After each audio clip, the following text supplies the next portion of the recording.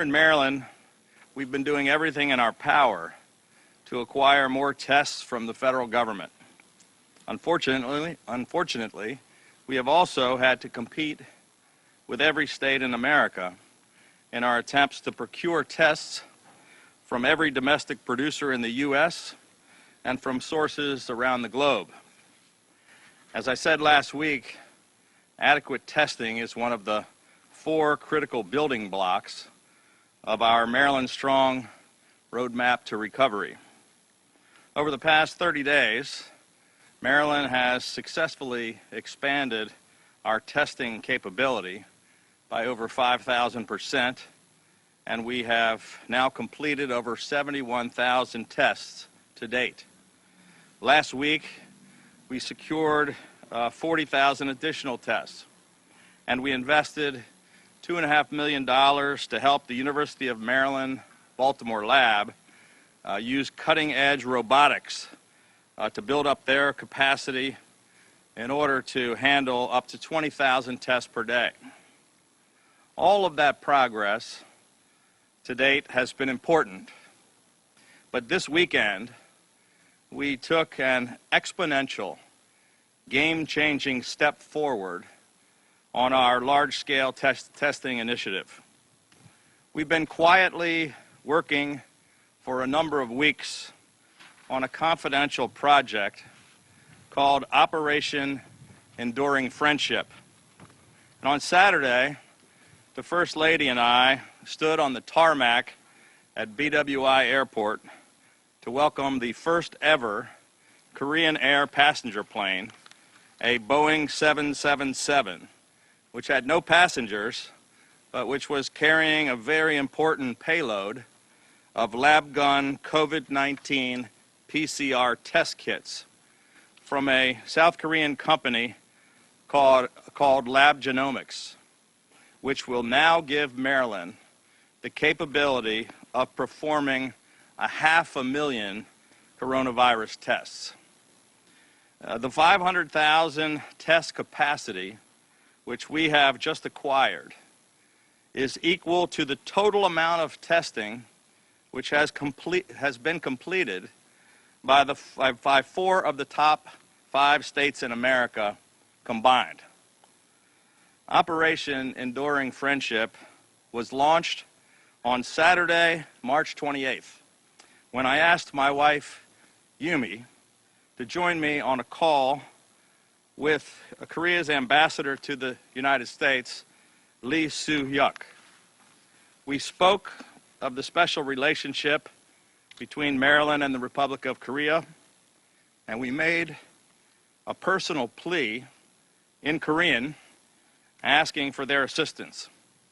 That call set in motion 22 straight days of vetting, testing, negotiations, and protocols between our scientists and doctors, 8 Maryland state government agencies, and our counterparts in Korea. We convened countless calls nearly every night. Sometimes it seemed like all night, working through language barriers and a 13-hour time difference. And at the last minute, we then navigated clearances across multiple U.S. agencies, including the FDA, the USDA, and Customs and Border Patrol, in order to complete this incredible mission for the people of Maryland. I want to sincerely thank our Korean partners for assisting us in our fight against this common hidden enemy. 감사합니다. Each part of this international collaboration was unprecedented, from identifying and vetting the Korean testing company and getting the scientists in our labs to work through all of the technical details with the teams in Korea, to the complexities of the international procurement contracts and processes, to figuring out intricate logistics solutions, like arranging the first ever Korean Air flight from Korea to land at BWI, It really was an amazing team effort. And I want to personally thank President Moon Jae-in, Prime Minister Chung, Ambassador Lee, and Prime Minister Hong, the Director for Public Diplomacy at the Ministry of Foreign Affairs, who is here representing the Republic of Korea today and who was there with us at BWI on Saturday.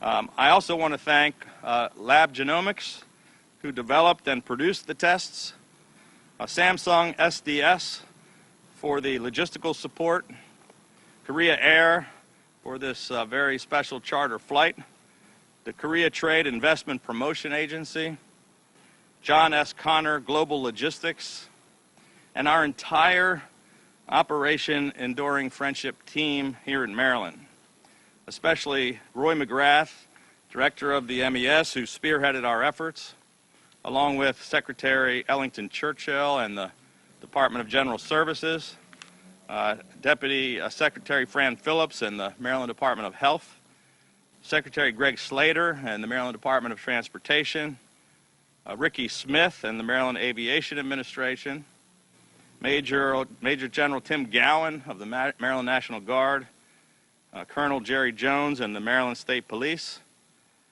Budget Secretary David Brinkley in the Department of Budget and Management.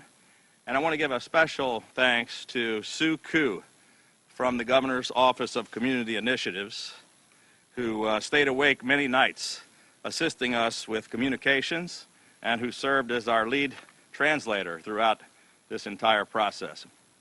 I'd also like to thank our federal partners here in the U.S. for their cooperation. But most importantly, I want to thank Maryland's First Lady, my wife Yumi.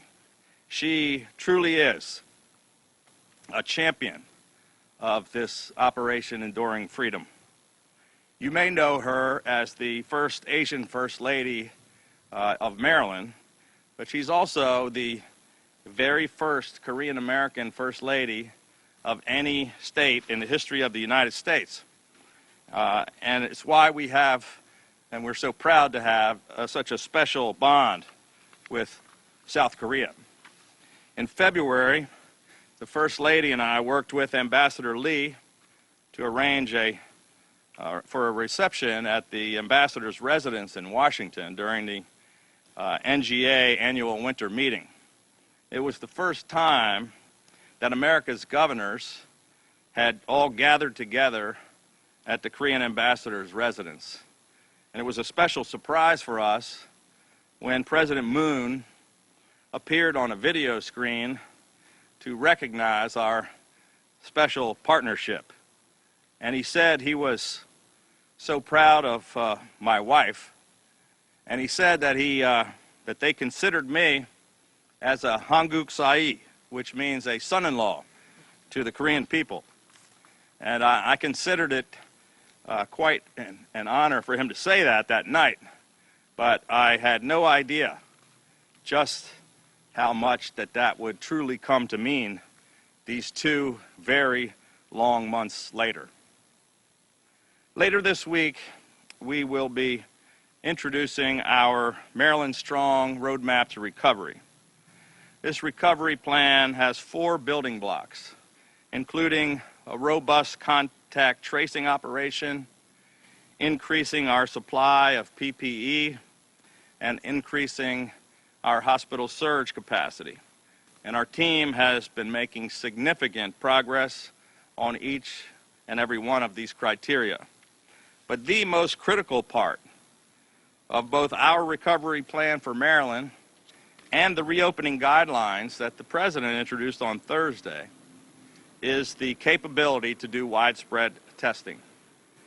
The incredible success of Operation Enduring Friendship has not only put us on track to achieve that goal, but it literally will help save the lives of thousands of Marylanders.